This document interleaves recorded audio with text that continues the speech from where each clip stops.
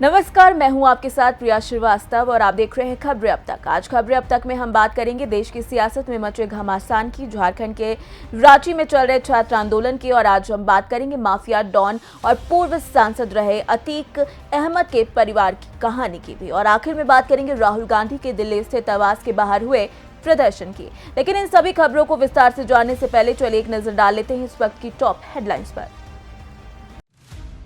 चिंता न करें, मैं साथ हूं, ममता उधर से बागी हुए सांसदों संग मीटिंग में बोले पीएम। महुआ मोइत्रा को सुप्रीम कोर्ट से राहत नहीं, याचिका पर सुनवाई से किया इनकार। सुप्रीम कोर्ट ने नीट ओएमआर शीट में गड़बड़ी की याचिका खारिज की, छात्रों को हाई कोर्ट जाने के दिए निर्देश। यूपी चुनाव से पहले जयंत को लगा बड़ा झटका, प्रदेश अध्यक्ष ने दिया आरएलडी से इस्तीफा। रांची में प्रोटेस्ट के दौरान एक और छात्र बेहोश, अस्पताल ले जाया गया। पाकिस्तानी क्रिकेटर पर 2 साल का बैन, पीसीबी ने लिया बड़ा एक्शन। अमृतसर में पेट्रोल बम पिस्तौल की खेप बरामद, आतंकी साजिश नाकाम, 9 अरेस्ट। बैंकॉक के एक स्कूल में छात्र ने की अंधाधुंध फायरिंग, 6 की मौत, कई घायल। सोने चांदी के दाम बढ़े, 1,49,678 रुपए प्रति 10 ग्राम हुआ 24 कैरेट गोल्ड। शेयर बाजार में बिकवाली, सेंसेक्स 235 अंक फिसला, निफ्टी 24,600 के करीब पहुंचा। तो चलिए अब शुरू करते हैं खबरों का सिलसिला और सबसे पहले बात करते हैं अपने पहले मुद्दे के बारे में। सियासत में मचे उस घमासान की बात करेंगे जिसने संसद से लेकर सड़क तक राजनीतिक माहौल को पूरी तरीके से बदल दिया है। जी हां, संसद का मानसून सत्र शुरू होने से पहले तक सत्ताधारी एनडीए और बीजेपी के तेवर काफी मजबूत नजर आ रहे थे। दावा किया जा रहा था कि सरकार अपने बड़े एजेंडे को आसानी से आगे बढ़ाएगी, बड़े बिल पास होंगे और विपक्ष को करारा जवाब मिलेगा। लेकिन महज 15 दिनों के अंदर ही सियासी तस्वीर बदलती हुई नजर आ रही है। विपक्ष के हमलों के बीच सरकार को कई मोर्चों पर सफाई देनी पड़ रही है। छात्र आंदोलन ने बड़ा राजनीतिक दबाव बना दिया है, एक केंद्रीय मंत्री को पद छोड़ना पड़ा। बीजेपी अपने मजबूत माने जाने वाले गढ़ों में उपचुनाव हार गई और अब चर्चा तेज है कि सरकार कुछ बड़े फैसलों को फिलहाल टाल सकती है। ऐसे में सवाल उठ रहा है कि क्या विपक्ष ने पहली बार मोदी सरकार को बैकफुट पर ला दिया है?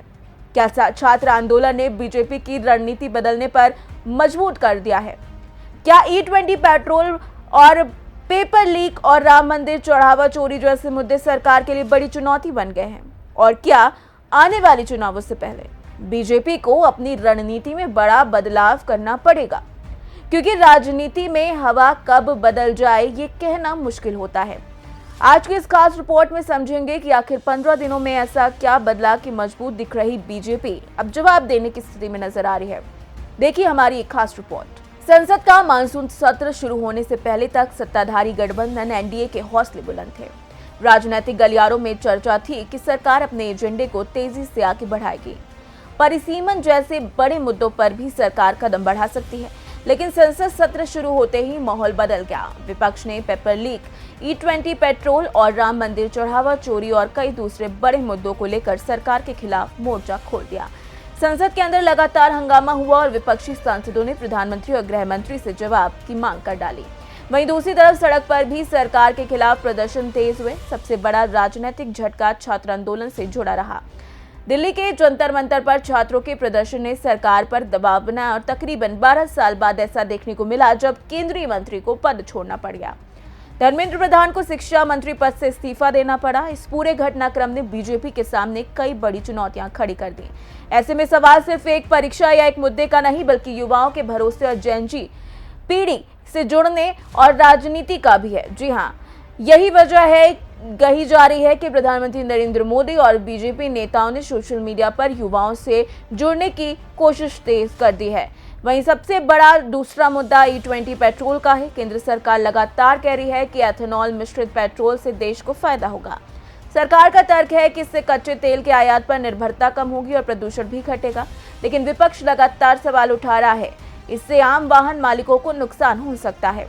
आम आदमी पार्टी के नेता अरविंद केजरीवाल इस मुद्दे को लेकर लगातार अपना पक्ष रख रहे हैं। उनका आरोप है कि सरकार को पेट्रोल पंपों पर लोगों को विकल्प देना चाहिए। विपक्ष का दावा है कि E20 से माइलेज कम होने और गाड़ियों में परेशानी की शिकायतें सामने आई हैं। हालांकि सरकार इन आरोपों को खारिज करती रही है, लेकिन राजनीति के तौर पर देखा जाए तो मुद्दा लगातार चर्चा में बना हुआ है। वहीं दूसरी तरफ बीजेपी के लिए दूसरा बड़ा संकेत उपचुनाव से आया। हालांकि विधानसभा उपचुनावों से नतीजों से सरकार पर सीधा कोई असर नहीं पड़ता, लेकिन राजनीतिक संदेश जरूर आता है। 3 सीटों पर हुए उपचुनाव में बीजेपी को 2 जगह हार का सामना करना पड़ा। सबसे ज्यादा चर्चा बांकीपुर सीट की हुई, जहां बीजेपी लंबे समय से मजबूत मानी जाती रही थी। वहीं दतिया सीट पर भी बीजेपी को झटका लगा है। ये सीट मध्य प्रदेश के दिग्गज नेता और पूर्व गृह मंत्री नरोत्तम मिश्रा से जुड़ी थी। इन हारों के बाद बीजेपी के अंदर समीक्षा की चर्चा तेज हो गई है। अब पार्टी ये समझने की कोशिश कर रही है कि आखिर मजबूत सीटों पर भी जनता का रुख क्यों बदल गया।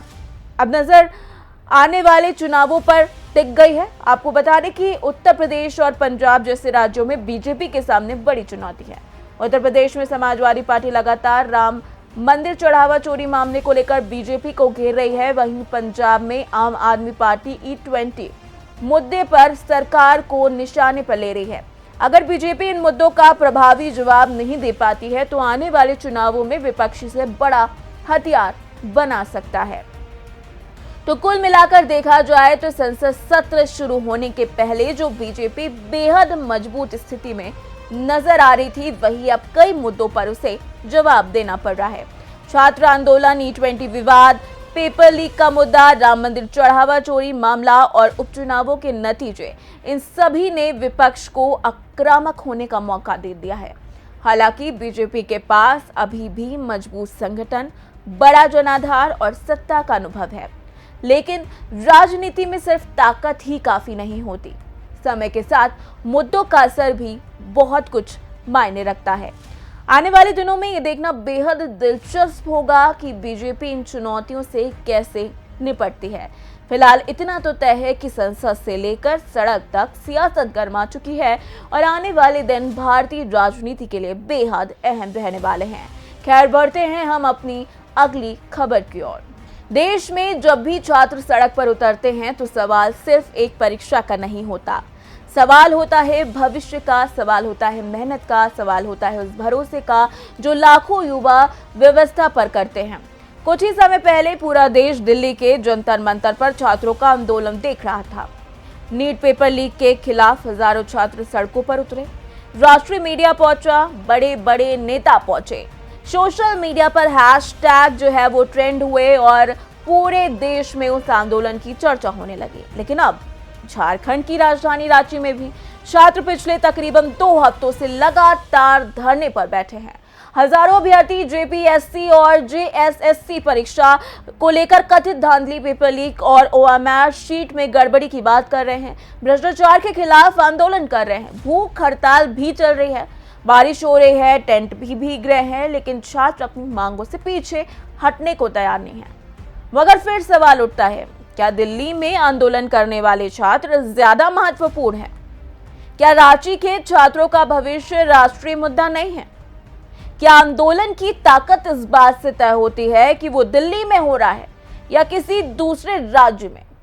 और उससे भी बड़ा सवाल कि क्या राजनीति और मीडिया का रवैया सरकार देखकर बदल जाता है? देखिए हमारी ये रिपोर्ट। कहते हैं कि देश का लोकतंत्र तभी मजबूत माना जाता है जब हर नागरिक की आवाज बराबर सुनी जाए। लेकिन आज एक ऐसा सवाल पूरे देश के सामने खड़ा हो गया है जिसका जवाब सिर्फ सरकार को नहीं बल्कि मीडिया, राजनीति और समाज सबको देना होगा।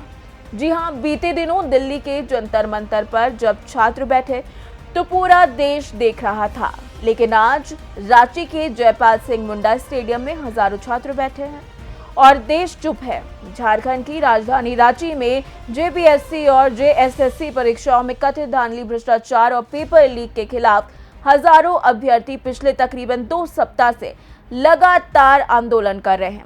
बारिश हो, आंधी हो, रात हो, दिन हो, छात्र वहीं बैठे हैं।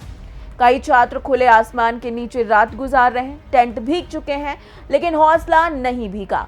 छात्र नेता देवेंद्र नाथ महतो अनिश्चितकालीन भूख हड़ताल पर बैठे हैं।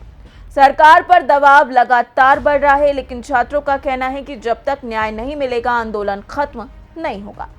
आपको बता दें कि इस आंदोलन में सिर्फ रांची के छात्र नहीं बल्कि झारखंड के 24 जिलों से हजारों अभ्यर्थी पहुंचे हैं। इनका आरोप है कि 19 अप्रैल को हुई 14वीं जेपीएससी संयुक्त सिविल सेवा प्रारंभिक परीक्षा में बड़े स्तर पर गड़बड़ी हुई है। छात्रों का दावा है कि ओएमआर शीट में हेरफेर हुई, मेरिट प्रभावित हुई और पैसे लेकर सीटें बेच दी गई। कुछ छात्र तो ये आरोप लगा रहे हैं कि 50 लाख से लेकर 1 करोड़ तक के लेकर अभ्यर्थियों को फायदा पहुंचाया गया है। हालांकि इन आरोपों की स्वतंत्र पुष्टि नहीं हुई है और मामले की जांच जारी है। फिलहाल इस पूरे मामले की जांच राज्य की सीआईडी कर रही है, लेकिन आंदोलनकारी छात्रों का कहना है कि उन्हें राज्य की जांच एजेंसी पर भरोसा नहीं है।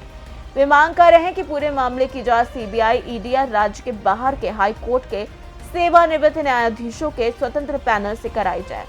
लेकिन आपको बता दें कि अब सवाल सिर्फ भर्ती परीक्षा का नहीं रह गया है। सवाल ये भी है कि आखिर इस आंदोलन को राष्ट्रीय स्तर पर वो जगह क्यों नहीं मिल रही जो कुछ समय पहले दिल्ली के जंतर मंतर आंदोलन को मिली थी। दिल्ली में नीट पेपर लीक के खिलाफ आंदोलन हुआ, राष्ट्रीय मीडिया लगातार लाइव थी, देश भर के बड़े नेता पहुंच रहे थे, सोशल मीडिया पर लगातार बहस चल रही थी। लेकिन रांची जहां हजारों छात्र कई दिनों से धरने पर बैठे हैं, वो राष्ट्रीय बहस का हिस्सा क्यों नहीं बन पा रहा। दरअसल इसका पहला कारण माना जा रहा है दिल्ली। जी हाँ, देश की राजधानी होने के कारण संसद वही है, केंद्र सरकार वही है, सुप्रीम कोर्ट वही है, राष्ट्रीय मीडिया के बड़े दफ्तर भी वही हैं। इसीलिए दिल्ली में होने वाला हर आंदोलन अपने राष्ट्रीय कैमरों तक पहुंच गया, जबकि रांची, पटना, भोपाल, जयपुर, गुवाहाटी या दूसरे राज्यों के आंदोलन अक्सर राज्य की सीमाओं तक सीमित रह जाते हैं। लेकिन रांची आंदोलन की सबसे बड़ी खासियत कुछ और भी है। यह आंदोलन पूरी तरीके से शांतिपूर्ण है, ना तो सरकारी संपत्ति तोड़ी गई, ना पुलिस पर हमला हुआ, ना मीडिया से किसी तरीके की कोई बदसलूकी हुई है। छात्र सिर्फ अपनी मांगे रख रहे हैं और वो धरने पर बैठे हैं, भूख हड़ताल कर रहे हैं, नारे लगा रहे हैं, लेकिन चिंता से दूरी बनाए हुए हैं। यही बात इसे अलग बनाती है। वहीं दिल्ली के आंदोलन की बात की जाए तो दिल्ली के दौरान कई मीडिया वीडियोस भी ऐसे सामने आए जिसमें पुलिस के साथ धक्का मुक्की हुई, मीडिया से विवाद हुआ और कई जगह तनाव की तस्वीरें भी नजर आई। लेकिन रांची में अभी तक कैसी तस्वीरें नहीं सामने आई हैं। साथ ही एक और बड़ा फर्क है राजनीति। जी हाँ, रांची आंदोलन में छात्रों ने शुरुआत से ही राजनीतिक दलों को मंच से दूर रखा है। धरना स्थल पर किसी भी पार्टी का झंडा नहीं लगाया गया है, किसी दल के मंच को साझा नहीं किया गया है। छात्र लगातार कह रहे हैं ये आंदोलन किसी पार्टी का आंदोलन नहीं है, भविष्य का आंदोलन है। यही वजह है कि यह आंदोलन पूरी तरीके से छात्रों के नेतृत्व में चल रहा है। वहीं आप बात करते हैं उम्र की। दरअसल दिल्ली का नीट आंदोलन मुख्य रूप से 12वीं के बाद परीक्षा देने वाले युवाओं का आंदोलन था। ज्यादातर छात्र 15 साल से 25 साल की उम्र के थे। इसे कई लोगों ने जेनजी आंदोलन भी नाम दिया। वहीं रांची में आंदोलन कर रहे अधिकांश अभ्यर्थी प्रतियोगी परीक्षाओं की तैयारी करने वाले वरिष्ठ छात्र हैं। इनकी उम्र उनसे ज्यादा है। शायद यही वजह है कि यहाँ विरोध का तरीका ज्यादा जो है वो संयमित है और लेकिन इस पूरे घटनाक्रम का एक राजनीतिक पहलू भी लगातार चर्चा में है। दरअसल झारखंड में इस समय इंडिया गठबंधन की सरकार है। ऐसे में ये सवाल भी उठ रहा है कि क्या यही कारण है कि कई राष्ट्रीय विपक्षी नेता और चर्चित सार्वजनिक हस्तियां इस आंदोलन से दूरी बनाए हुए हैं। कुछ लोगों का मानना है कि अगर इसी तरीके का आंदोलन किसी भाजपा शासित राज्य में होता तो विपक्ष अधिक सक्रिय नजर आता। वहीं दूसरी ओर यह भी कहा जा रहा है कि राजनीतिक दल अक्सर अपने राजनीतिक हितों और परिस्थितियों को देखकर किसी आंदोलन के समर्थन या विरोध का फैसला करते हैं। इन दावों और धारणाओं पर अलग अलग मत हो सकते हैं, लेकिन इतना जरूर है कि इस आंदोलन ने राजनीतिक प्रतिक्रिया को लेकर सवाल जरूर खड़े कर दिए हैं। लोकतंत्र की खूबसूरती यही है कि छात्र का भविष्य किसी दल का नहीं होता, देश का होता है। इसीलिए उसकी आवाज भी दल देखकर नहीं सुनी जानी। अगर दिल्ली का छात्र राष्ट्रीय चिंता है तो रांची का छात्र भी राष्ट्रीय चिंता होना चाहिए। अगर पेपर लीक दिल्ली में बड़ा मुद्दा है तो भर्ती घोटाले का आरोप झारखंड में भी उतना ही गंभीर है। लोकतंत्र की असली ताकत राजनीति में नहीं बल्कि देश के हर जिले, हर गांव, हर छात्र और हर नागरिक की बराबर सुनी जाने वाली आवाज में होती है। तो देखा आपने, रांची का यह आंदोलन सिर्फ जेपीएससी या फिर जेएसएससी परीक्षा का आंदोलन नहीं है। ये उस भरोसे की लड़ाई है जो लाखों युवा अपने सपनों के साथ व्यवस्था पर करते हैं। दिल्ली हो, रांची हो, पटना हो, भोपाल हो या देश का कोई कोना, अगर छात्र अपने भविष्य के लिए सड़क पर उतरने को मजबूर है तो ये केवल एक राज्य का मामला नहीं है, ये पूरे लोकतंत्र के लिए चिंता का विषय बन जाता है। हर आंदोलन अपनी परिस्थितियां लेकर आता है, हर आंदोलन की अपनी मांगे होती हैं और हर आंदोलन का एक अपना सामाजिक राजनीतिक संदर्भ होता है। इसीलिए किसी भी दो आंदोलनों की सीधी तुलना हमेशा उचित नहीं मानी जाती, लेकिन इतना जरूर कहा जा सकता है कि लोकतंत्र में हर नागरिक की आवाज समान महत्व रखती है। फिलहाल रांची की सड़कों पर संघर्ष जारी है। अब सबकी नजरें इस बात पर है कि सरकार छात्रों की मांगों पर क्या फैसला करती है, जांच किस दिशा में आगे बढ़ती है और क्या इस आंदोलन को वो न्याय और ध्यान मिल पाएगा जिसकी उम्मीद लेकर हजारों छात्र आज भी धरने पर डटे हुए हैं। खैर, इसी के साथ हम रुक करेंगे हमारी अगली खबर की ओर। अब हम बात करेंगे उत्तर प्रदेश के उस परिवार की जिसका नाम कभी प्रयागराज की सियासत, अपराध और सत्ता के गलियारों में सबसे ज्यादा चर्चा में रहता था। प्रयागराज की सड़कों पर कभी जिसकी तूती बोलती थी, जिसके नाम से गवाही देने वालों के पैर कांपते थे और जिसका खौफ पूरे पूर्वांचल में सिर चढ़कर बोलता था। लेकिन वक्त के साथ इस परिवार की कहानी पूरी तरीके से बदल गई। जी हम बात करें माफिया डॉन और पूर्व सांसद रहे अतीक अहमद के परिवार की। आज उस अतीक अहमद के पूरे साम्राज्य को वक्त ने मिट्टी में मिला दिया है, जिस परिवार पर कभी जुर्म और सियासत की ताकत का सुरूर था। आज उसी परिवार पर लगातार काला साया मंडरा रहा है। पहले बेटे की छाती में पुलिस की गोली, फिर लाइव टीवी कैमरों के सामने अतीक और उसके भाई की हत्या, और अब अतीक का सबसे छोटा बेटा आबान भी सड़क हादसे में मौत के आगोश में समा गया है। वहीं लगातार हुई इन घटनाओं के बाद सबसे बड़ा सवाल यह है कि आखिर अतीक अहमद के परिवार में अब कौन कौन है, कौन जेल में है, कौन फरार चल रहा है और कैसे एक समय के बेहद ताकतवर माने जाने वाला परिवार आज कानूनी लड़ाई और दर्दनाक घटनाओं के बीच खड़ा नजर आ रहा है।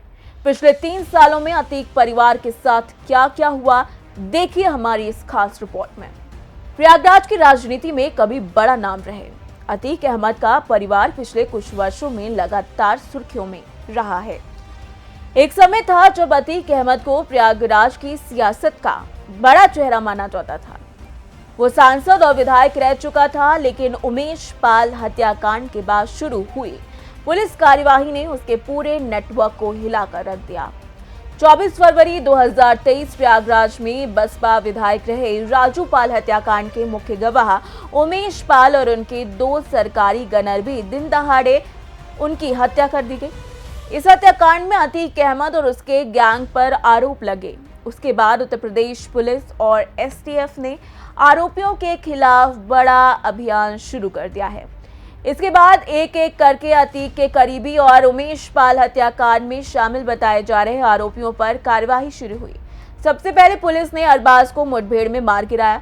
पुलिस के मुताबिक अरबाज वही व्यक्ति था जो उमेश पाल हत्याकांड में इस्तेमाल की गई क्रेटा कार से चल रहा था। पुलिस का दावा था कि मुठभेड़ के दौरान उसने पुलिस टीम पर फायरिंग की, जिसके बाद जवाबी कार्रवाई में उसकी मौत हुई। इसके बाद 6 मार्च 2023 को उमेश पाल हत्याकांड के आरोपी विजय उर्फ उस्मान की भी पुलिस मुठभेड़ में मौत हो गई। पुलिस का दावा था कि उमेश पाल की पहली गोली चलाने वाला यही था, लेकिन सबसे बड़ा घटनाक्रम तब हुआ जब अतीक अहमद के बेटे असद अहमद का नाम सामने आया। तकरीबन 50 दिनों तक फरार होने के बाद असद अहमद और उसके साथी गुलाम को यूपी एसटीएफ ने झांसी में घेर लिया। पुलिस के मुताबिक दोनों ने आत्मसमर्पण करने के बजाय फायरिंग की, जिसके बाद जवाबी कार्रवाई में दोनों की मौत हो गई। असद पर 5 लाख रुपए का इनाम घोषित था और उसे उमेश पाल हत्याकांड का मुख्य आरोपी बताया जा रहा था। वहीं इस एनकाउंटर के बाद पूरे देश में राजनीतिक बहस शुरू हो गई थी, लेकिन असद की मौत के सिर्फ 2 दिन बाद एक ऐसी घटना हुई जिसने पूरे देश को हिलाकर रख दिया। जी हां, 15 अप्रैल की रात प्रयागराज के कॉलविन अस्पताल के बाहर अतीक अहमद और उसके भाई अशरफ अहमद को मेडिकल जांच के लिए लेकर पुलिस वहां पहुंची थी। दोनों पुलिस हिरासत में थे और मीडिया कैमरों के सामने बयान दे रहे थे। तभी पत्रकार बनकर पहुंचे 3 हमलावरों ने अचानक दोनों पर गोलियां बरसा दी। कुछ ही सेकंड में अतीक अहमद और उस अशरफ अहमद की मौत हो गई। पूरी घटना कैमरों में कैद हुई और देश भर में इसकी चर्चा हुई। पुलिस ने मौके पर 3 आरोपियों को गिरफ्तार कर लिया। उनकी पहचान जो है वो लवलेश तिवारी, अरुण मौर्य और सनी सिंह के रूप में हुई। इसके बाद अतीक परिवार की मुश्किलें खत्म नहीं हुई। अब एक बार फिर झांसी से अतीक परिवार से जुड़ी बेहद बड़ी खबर सामने आई। अतीक का सबसे छोटा बेटा अबान अहमद सड़क हादसे का शिकार हो गया। बताया जा रहा है कि अबान अपने बड़े भाई अली अहमद से मिलने के लिए झांसी जेल जा रहा था, लेकिन झांसी कानपुर हाईवे पर पुंछ थाना क्षेत्र में उसकी कार अनियंत्रित होकर डिवाइडर से टकरा गई। हादसा इतना भीषण था कि कार का अगला हिस्सा पूरी तरीके से क्षतिग्रस्त हो गया। इस दुर्घटना में अबान और उसके दोस्त सोनू की मौत हो गई, जबकि कार में सवार अन्य लोग घायल हो गए। पुलिस मौके पर पहुंची और घायलों को अस्पताल पहुंचाया। शुरुआती जांच में तेज रफ्तार और वाहन के अनियंत्रित होने की बात सामने आ रही। हालांकि हादसे की पूरी वजह जांच के बाद ही साफ हो पाएगी। आपको बता दें कि वही झांसी है जहां तकरीबन 3 साल पहले अतीक के बेटे असद अहमद और उसके साथी गुलाम का एनकाउंटर हुआ था। तब उसी झांसी की धरती पर अतीक परिवार से जुड़ी एक और दर्दनाक घटना सामने आई है। वहीं अब सवाल है कि अतीक परिवार में अब कौन कौन बचा है। तो आपको बता दें कि अगर अतीक अहमद के परिवार की मौजूदा स्थिति देखें तो तस्वीर काफी बदल चुकी है। अतीक का बड़ा बेटा उमर अहमद जेल में बंद है, दूसरा बेटा अली अहमद भी जेल में बंद है। बताया जाता है कि सुरक्षा कारणों से उसे नैनी जेल से झांसी जेल शिफ्ट किया गया था। वहीं तीसरा बेटा असद अहमद अप्रैल 2023 में झांसी में पुलिस एनकाउंटर में मारा गया था। चौथा बेटा एहजम अहमद बाल संरक्षण गृह से रिहा होने के बाद परिवार के साथ रह रहा है। वहीं सबसे छोटा बेटा अबान अहमद अब इस दुनिया में नहीं है। अतीक की पत्नी शाइस्ता परवीन भी उमेश पाल हत्याकांड में वांछित बताई जाती हैं और लंबे समय से फरार हैं। यानी कभी बड़े राजनीतिक रसूख रखने वाला अतीक परिवार आज अलग अलग कानूनी मामलों और दुखद घटनाओं से घिरा हुआ है। तो देखा आपने, एक समय प्रयागराज की राजनीति में दबदबा रखने वाले अतीक अहमद के परिवार की कहानी पिछले 3 वर्षों में पूरी तरीके से बदल चुकी है।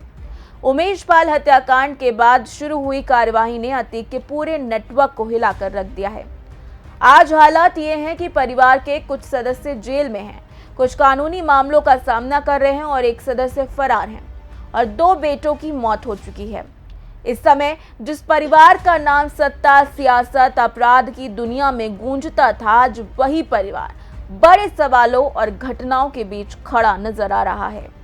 फिलहाल जांच जारी है, कानून अपना काम कर रहा है, लेकिन अतीक अहमद के परिवार की एक कहानी उस उत्तर प्रदेश की राजनीति और अपराध जगत के इतिहास में हमेशा चर्चा का विषय जरूर बनी रहेगी।